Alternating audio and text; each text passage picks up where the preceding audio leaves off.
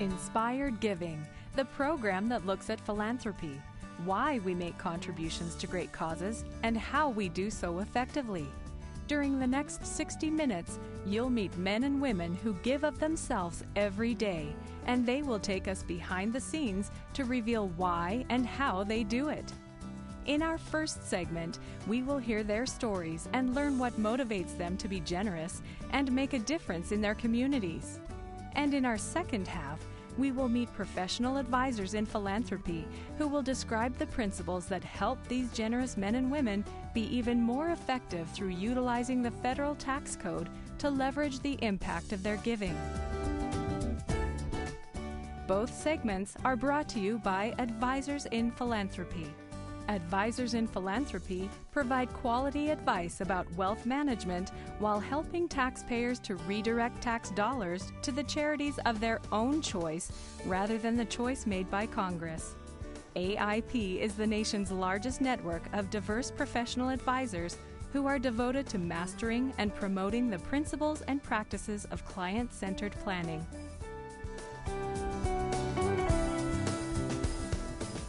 Welcome to Inspired Giving, the program that looks at why and how Americans give to charity.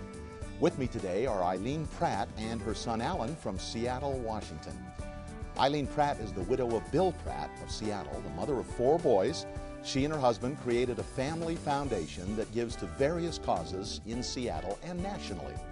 Alan Pratt is the youngest of Eileen's 4 sons and has developed his own philanthropic advisory firm called Pratt Legacy Advisors, which we'll learn more about in our next segment.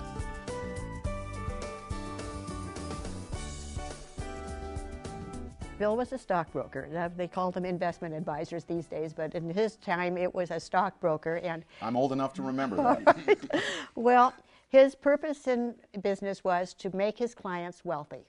Wonderful. And in that, he was very successful. Well, Eileen and I got married in the spring of 1950. And just before that, I had joined a local investment firm.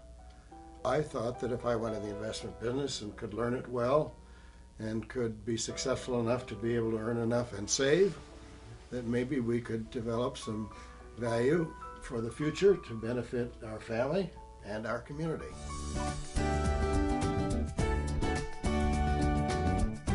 I can remember back over 20 years ago now when Dad started the foundation around 1986. His principles were still very evident in his life then, to give to others that are less fortunate. He felt drawn to give and really give in areas that were important in our family and in our community. Your thoughts on why this decision was made and how the Family Foundation came to be? The foundation came to be because we felt so blessed in our lives that we wanted to be able to turn around and help others.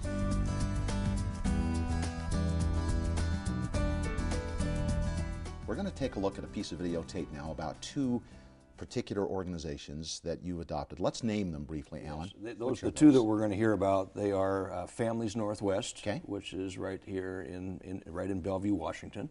Okay. Serves families throughout the Northwest. The second one is Evergreen Freedom Foundation, which is headquartered in Olympia, Washington, and serves good causes principally in the state of Washington. The story speaks for itself. Let's find out more about those 2 organizations now. The best way to help kids is to strengthen the family, and at the root of that is marriage. Our passion is to make life better for kids. We have to get to the center of the issue, the root of the problems, and that is the family. Kids are well taken care of when they can see their mom and their dad loving one another, anchored in marriage. Not only does that give them a partnership in parenting their kids, but it gives their kids a picture of what their healthy future might be when they want to get married. It's important to have people of integrity and some kind of intellect and common sense lead this country. The sun will rise up and you'll be freedom, so much freer than you were. We formed the Evergreen Freedom Foundation to come up with a free market agenda, to come up with free market solutions to public problems, to have limited government.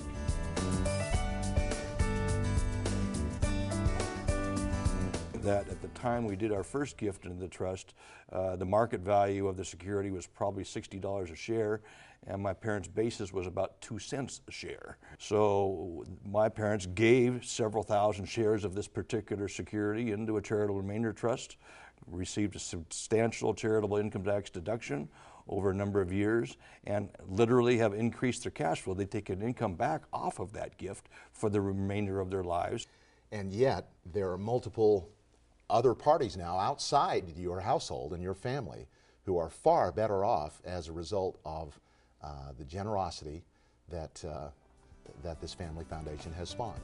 Alan, thanks so much for being with us today. Looks like a great way to save taxes and increase your income for people who have highly appreciated assets. Be sure to watch our program on the Starfish Television Network, where you'll learn more strategies from advisors in philanthropy that can reduce your taxes while increasing your gifts to your favorite charities. My name's Kent Norton. This is Inspired Giving, brought to you by Advisors in Philanthropy. You too can make a difference in your community, and Advisors in Philanthropy can show you how. For more information about how you can meet an advisor in philanthropy, please visit the Starfish Television Network website.